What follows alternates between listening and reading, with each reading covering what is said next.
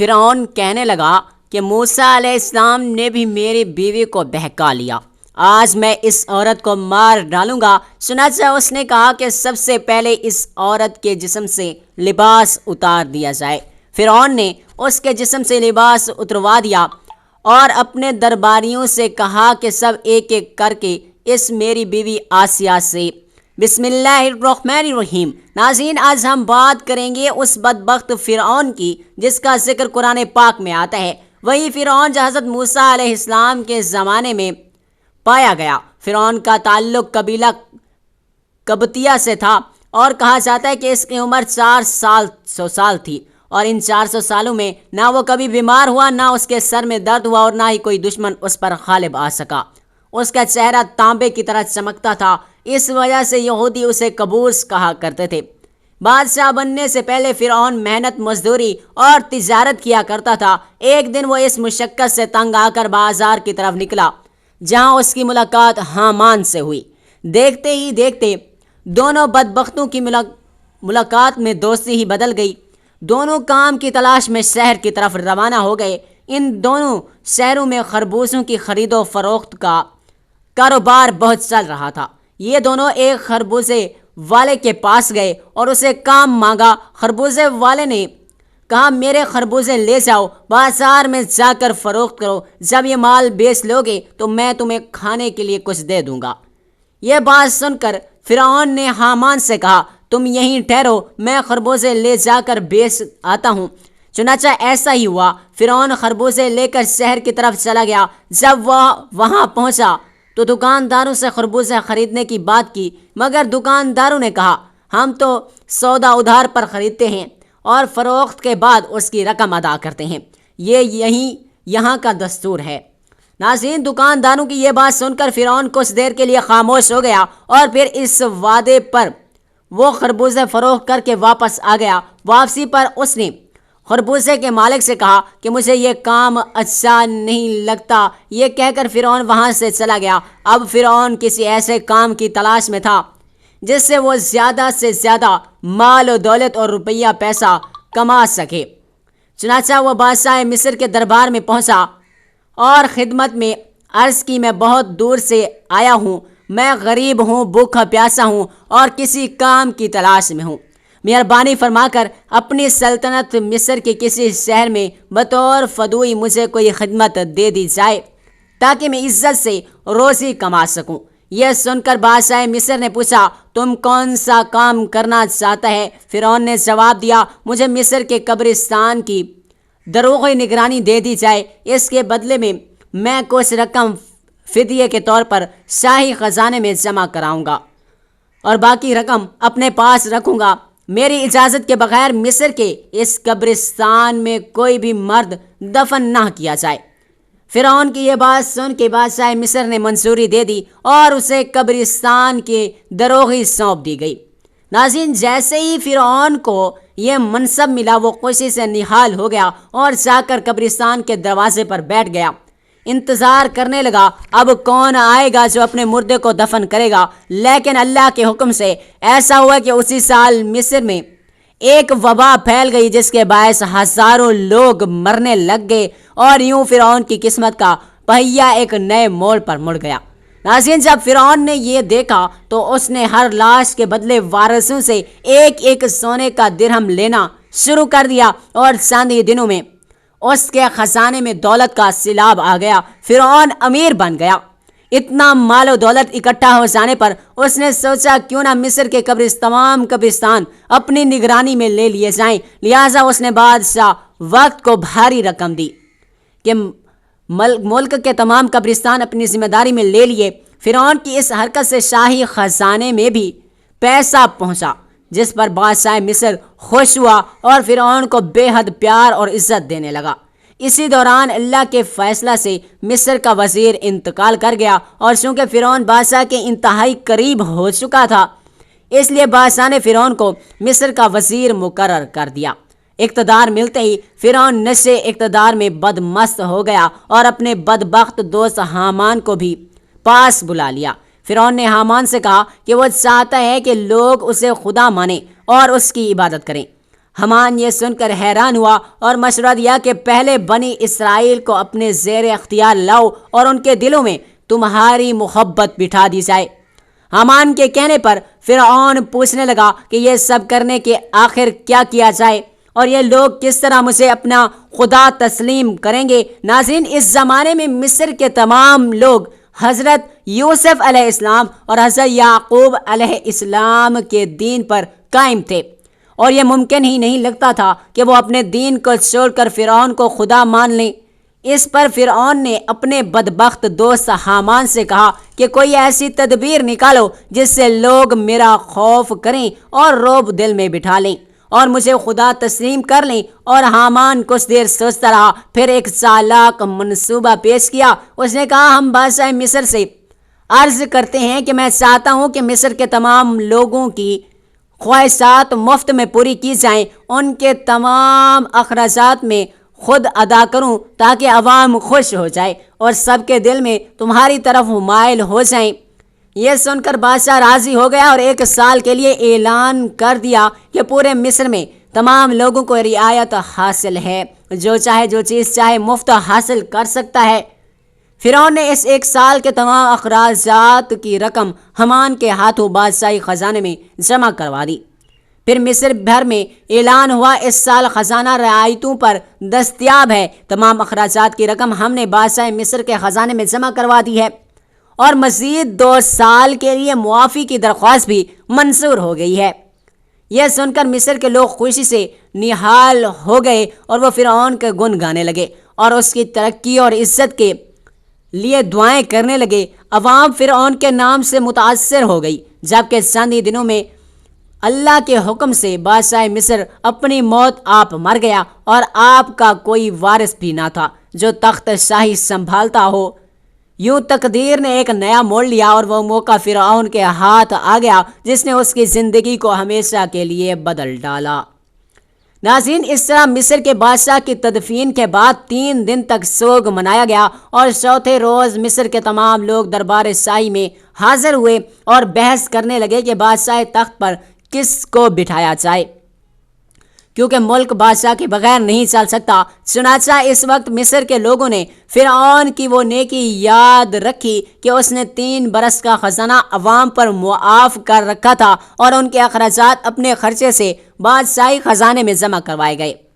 اس لیے مصر کے تمام لوگ فرعون کے اس احسان سے بہت خوش تھے، اور فرعون کی یہ خیر خواہی دیکھ کر عوام نے اس بدبخت فرعون کو تخت بادشاہی پر بٹھا دیا، اور یوں فرعون مصر کا بادشاہ بن گیا۔ فرعون کے تخت پر بیٹھتے ہی اس نے اپنے دوست حامان کو مصر کا وزیر مقرر کر دیا اور فوراً ہی حامان سے کہا کہ اب پورے مصر میں ہماری بادشاہی قائم ہے، ہم جو چاہیں ہم وہ کر سکتے ہیں۔ فرعون نے حامان سے کہا کہ کوئی ایسی تدبیر نکالو جس سے مصر کے تمام لوگ مجھے اپنا خدا ماننے لگیں اور میری عبادت کریں۔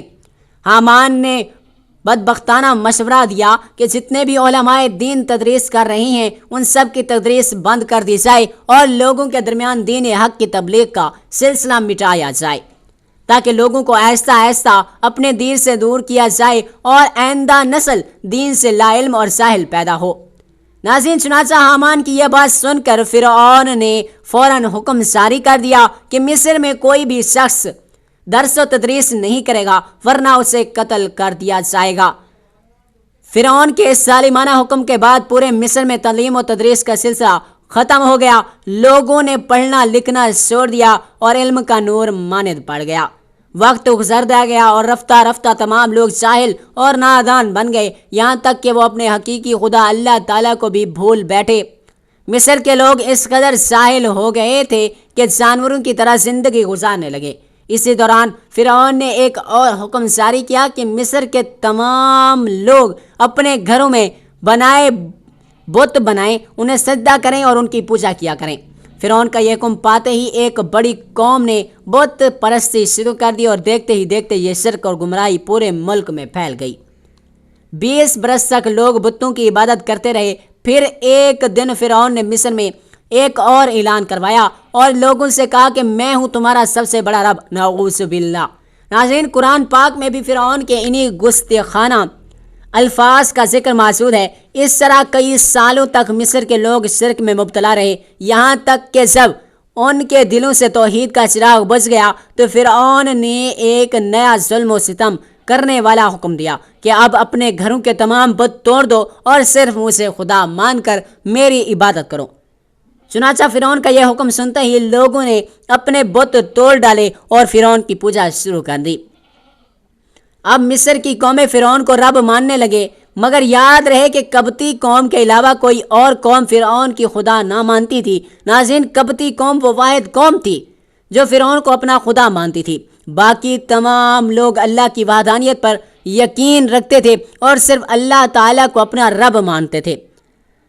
اسی وجہ سے فرعون قبطوں پر بہت مہربان تھا، مگر بنی اسرائیل کی مسلمانوں پر ظلم و ستم کے پہاڑ توڑتا رہتا تھا، کیونکہ بنی اسرائیل حضرت یوسف علیہ السلام کے دین پر قائم تھے۔ فرعونی تاریخ کا وہ بدبخت بادشاہ تھا جس نے خدائی کا دعویٰ کیا اور ظلم و تکبر میں ایسی مثال قائم کی کہ جس سے تاریخ کے اوراق بھرے پڑی ہیں۔ اس نے بنی اسرائیل کو غلام بنا کر ان پر بے شمار مظالم ڈھائے، اپنی باندیوں کو ستایا اور اپنے نیک بیوی حضرت آسیہ رضی اللہ تعالیٰ عنہ پر بھی ظلم و ستم کے پہاڑ توڑ کر آخرکار انہیں شہید کر ڈالا۔ مگر ناظرین، اللہ تعالیٰ نے اس کے ظلم و تکبر کا انجام ایسا عبرتناک بنایا کہ وہ اپنے لشکر سمیت دریائے نیل میں غرق کر دیا گیا۔ اس کی سلطنت نصف و نابود کر دی گئی، اس کے محلات زمین بوس کر دیے گئے اور اسے قیامت تک کے لیے عبرت کا نشان بنا دیا گیا، تاکہ دنیا جان لے کہ تکبر کا انجام صرف بربادی ہے، کیونکہ تکبر صرف اللہ کی شان ہے۔ فرعون کے محل میں ایک عورت تھی جو اس کی بیٹیوں کے بال سنوار سکتی تھی۔ ایک دن جب وہ فرعون کی بیٹی کے بال بنا رہی تھی تو اچانک اس کے ہاتھ سے کنگھی نیچے گر گئی۔ جب وہ جھک کر کنگھی اٹھانے لگی تو بے اختیار اس کی زبان سے اللہ کا نام نکل گیا۔ فرعون کی بیٹی فوراً بولی، یہ کیا تم میرے والد کو خدا نہیں مانتی؟ اس نیک باندی نے پورے ایمان کے ساتھ جواب دیا، ہرگز نہیں، میرا خدا وہ ہے جو حضرت موسیٰ علیہ السلام کا پروردگار ہے۔ ناظرین، جب لڑکی نے دو ٹوک جواب دیا تو وہ اٹھ کر اپنی باپ کے پاس گئی اور کہنے لگی کہ آپ کے محل میں رہنے والی یہ عورت آپ کو خدا نہیں مانتی۔ بیٹی کی یہ باتیں سن کر فرعون غصے میں آ گیا اور کہنے لگا، میں دربار میں جا کر اس عورت کو ایسی سزا دوں گا کہ یا تو وہ موسیٰ علیہ السلام کے رب کو مان لینا چھوڑ دے گی یا پھر اپنی جان دے دے گی۔ جب فرعون دربار میں پہنچا تو اس نے اس عورت کو بلوایا اور کہا، دیکھو تم موسیٰ علیہ السلام کے اللہ کو ماننا چھوڑ دو۔ وہ کہنے لگی، ہرگز نہیں۔ فرعون نے اسے سخت ڈرایا دھمکایا، مگر وہ کہنے لگی، اب تم جو کر سکتے ہو کر لو، میں پیچھے نہیں ہٹوں گی۔ اس کا یہ دلیرانہ جواب سن کر فرعون نے اسے اپنے غرور کا مسئلہ بنا لیا۔ چنانچہ حکم دیا گیا اسے زمین پر لٹا دیا جائے۔ پھر حکم ہوا کہ اس کے دونوں ہاتھوں اور پیروں میں کلیلیں گاڑ دی جائیں تاکہ وہ حرکت نہ کر سکے۔ اس طرح دونوں وزیراؤں اور بلاس، اس کی ایک دودھ پیتی چھوٹی بچی بھی ہے، اگر اس کی بیٹی کو اس کے سامنے قتل کر دو تو وہ ماں مجبوری میں آپ کی بات مان لے گی۔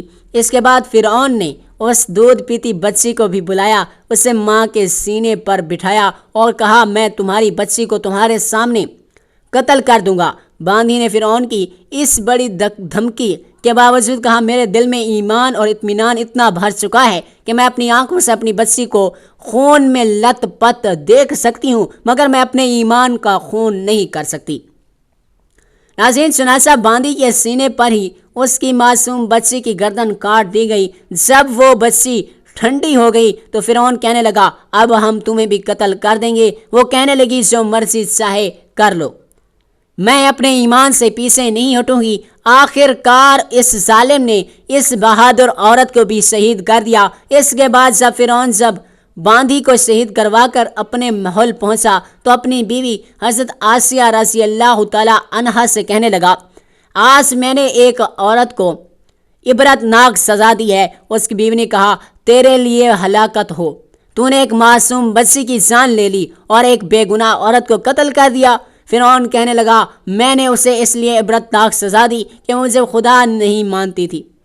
یہ سن کر حضرت آسیہ رضی اللہ تعالی عنہا نے فرمایا خدا تو میں بھی تجھے نہیں مانتی بلکہ میں تو ایک عام انسان ہے۔ فرعون یہ سن کر حیران رہ گیا کیونکہ اسے حضرت آسیہ رضی اللہ تعالیٰ عنہا سے بہت محبت تھی۔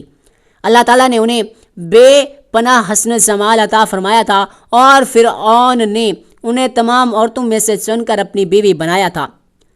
وہ ان سے بے حد محبت کرتا تھا۔ چنانچہ فرعون نے کہا یہ تم کیسی باتیں کرتی ہو؟ وہ کہنے لگی میں بالکل ٹھیک کہتی ہوں، تو جھوٹا ہے، پروردگار تو وہی ہے جس کا پیغام لے کر حضرت موسیٰ علیہ السلام تشریف لائے ہیں۔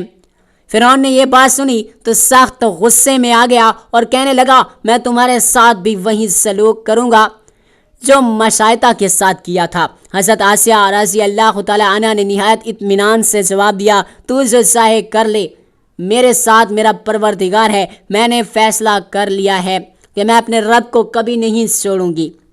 ناظرین، جب فرعون نے یہ باتیں سنی تو وہ پھر دربار میں آیا اور لوگوں کو جمع کر کے کہنے لگا دیکھو یہ کتنی بڑی سازش ہے، موسیٰ علیہ السلام نے میری بیوی کو بھی بہکا لیا ہے، آج میں اسے یا تو مار دوں گا یا وہ اپنی ذات سے ہٹ جائے گی۔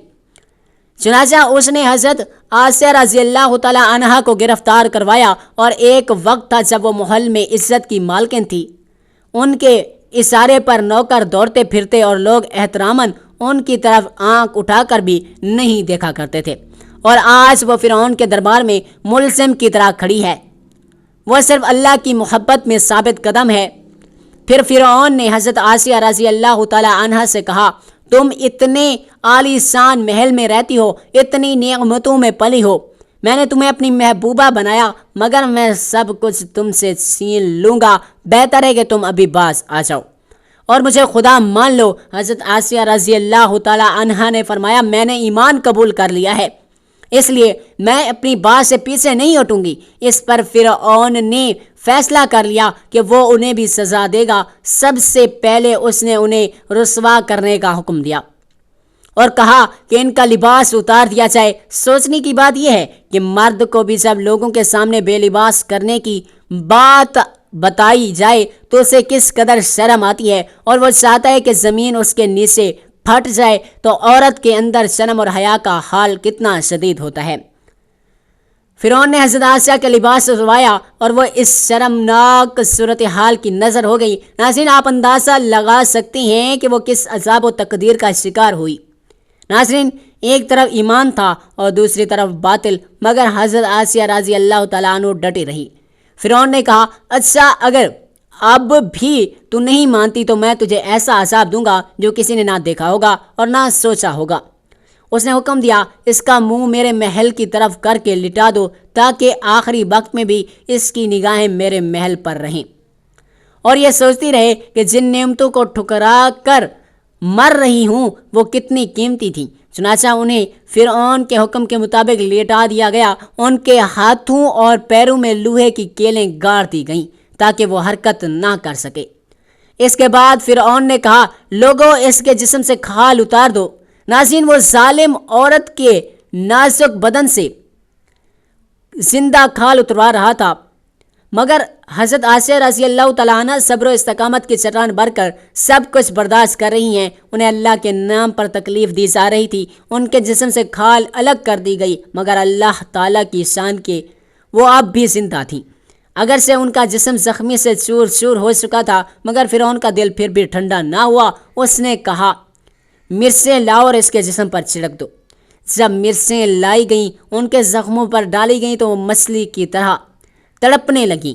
اسی اذیت کے عالم میں انہوں نے اللہ تعالیٰ کے حضور دعا مانگی، اے میرے رب، فرعون کا محل میرے سامنے ہے اور وہ کہتا ہے کہ ہم نے تمہیں اس محل سے نکال دیا، تم اب کہاں یہاں واپس نہیں آؤ گی؟